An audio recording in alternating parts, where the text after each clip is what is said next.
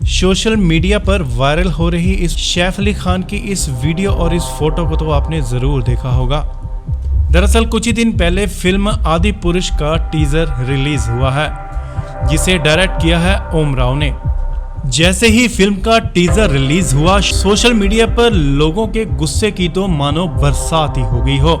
इस फिल्म में सैफ अली खान रावण, प्रभास भगवान राम और कृति मैया सीता की भूमिका निभा रही हैं। फेसबुक, ट्विटर और यूट्यूब पूरा सोशल मीडिया यूजर्स टीजर में दिखाए गए रावण की निंदा कर रहे हैं।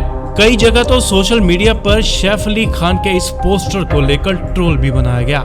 जैसे टीजर में दिखाया गया कि सैफ अली खान यानी रावण किसी ड्रैगन जैसे वाहन पर बैठे दिखाई दे रहे हैं। भाई इसे तो कहेंगे कहानी पुरानी और लुक पूरी की पूरी मॉडर्न।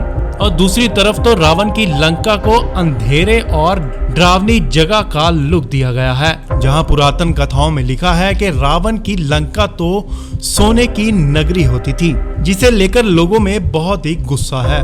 लोगों ने तो इसको लेकर बोला ही, उधर बीजेपी के नेताओं ने भी सैफ अली खान की इस रावण की लुक की निंदा की है। उन्होंने कहा है कि ये रावण तो लग ही नहीं रहा। एमपी के बीजेपी के नेता नरोत्तम मिश्रा ने तो हनुमान जी की लुक पर भी आपत्ति जताई है। उन्होंने कहा है कि फिल्म में आपत्तिजनक दृश्य हैं, क्योंकि हनुमान जी को चमड़े के कपड़े पहनाए हुए दिखाई दिया है। उन्होंने कहा है कि ओम राव को एक लेटर लिखा जाएगा जिसमें ये सीन हटाने को कहा जाएगा।